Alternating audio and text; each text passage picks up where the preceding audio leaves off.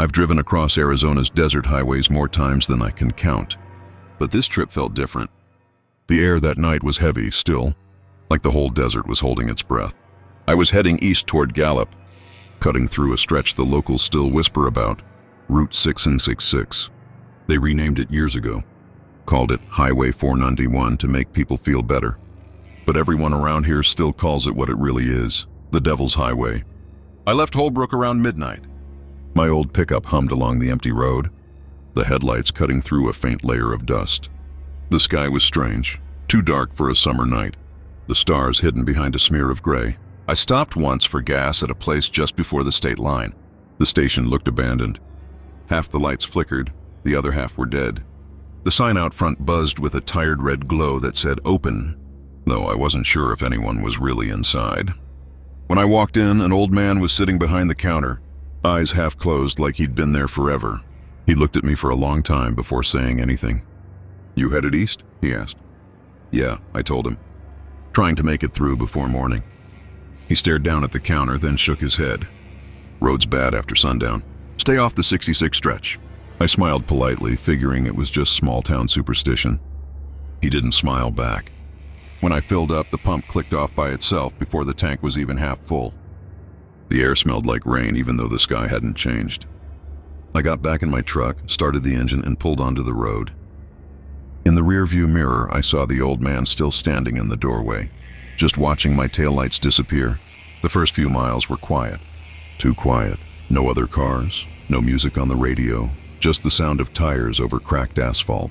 The desert has a way of swallowing sound, turning every little noise into something you can't quite place. I flipped on the radio to break the silence. It started playing static. Then, through the static, a voice whispered something. It sounded almost like my name. I turned the dial, but every station was the same, soft static and faint breathing, like someone was sitting right behind the speaker. I turned it off and focused on the road. After a while, I passed a highway marker that said Route 6666, mile 13, except that stretch hadn't existed for over 20 years. A few miles later, something moved along the shoulder. A person, maybe. I slowed down, rolled my window halfway, but when my headlights hit the spot, nothing. Just dust swirling. For a moment, I thought I saw a shadow stretch across the asphalt. Long. Wrong. Bending where a light shouldn't bend. I pressed the gas. My GPS blinked and froze. The odometer stopped counting. No matter how long I drove, it read mile 13. The dashboard clock glowed 3:33 a.m., then flickered once, and stopped. That's when the fog rolled in. It wasn't normal fog. It moved in waves, thick and white, crawling across the sand like it was alive. I slowed down, leaning forward to see through the windshield. Out of the fog, two headlights appeared, a car coming straight toward me in the wrong lane. I hit the horn. The lights didn't move. They just stayed there, blinding bright. Then just before impact, they vanished. The road ahead was empty again. My hands were shaking. I pulled over, heart pounding so hard I could hear it in my ears. I rolled down the window for air, but the smell that came in wasn't desert air. It was smoke, burnt wood. Somewhere out in the fog, an engine started. Deep and slow, a diesel growl. Headlights appeared again behind me this time, far away but moving fast. Too fast. I shifted into drive and floored it. The truck behind me did the same. I could see its lights growing larger in my mirrors. Brighter, hotter, until they were flooding my cab with yellow. I pushed the pedal until it hit the floor. The speedometer needle climbed. But no matter how fast I went, the lights stayed right behind me. And then suddenly silence. The lights were gone. I looked back. Nothing but black desert. I kept driving. Minutes passed, or maybe hours. I couldn't tell anymore. The clock was still frozen at 3:33. The fog was thinner now, but the air shimmered like heat even though the temperature had dropped. That's when I saw it. A car parked on the side of the road, old silver, rust on the hood. The driver's door hung open. When I passed, my headlights caught something painted across the trunk in dust and ash. It said, "Help me." I slowed down again and stopped about 20 feet past it. I thought about checking inside, but something deep in me screamed, "No."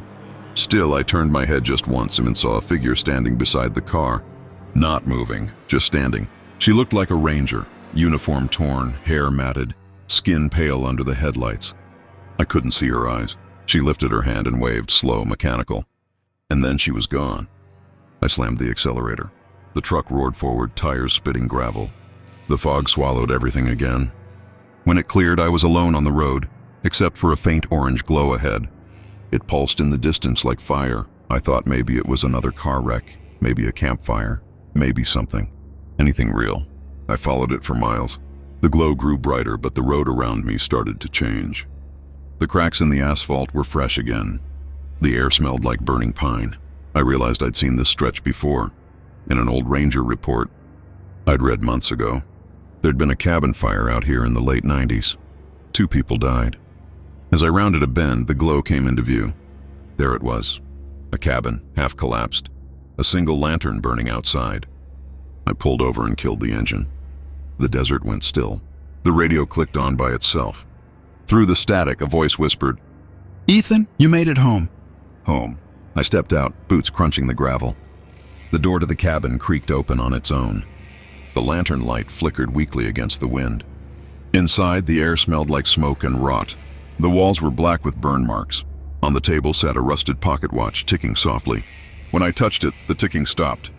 The lantern flickered, and the door slammed shut behind me. I turned and saw her again. The ranger.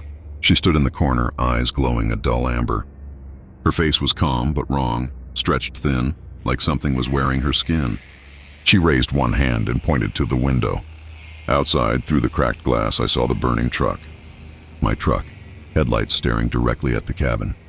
The radio in it was on again, blasting static and one line on repeat. "He never left the road. He never left the road." The ranger stepped closer. The air shimmered around her, heat rolling off her like a furnace. "Who are you?" I managed to ask. She smiled. "I was you." The world went white. Fire roared through the room. I felt the heat crawl across my skin, then nothing. When I opened my eyes, I was back behind the wheel, speeding down Route 666. The fog was gone. The road was empty. The clock read 3:33 a.m. again. No cabin, no fire, no sign of life. But when I looked into the rearview mirror, she was sitting in the passenger seat, the same uniform, the same faint smile. "Told you, Ethan," she whispered. "You can't leave this road." The radio clicked off. The headlights vanished in the dark, and the desert swallowed the sound of my truck for good.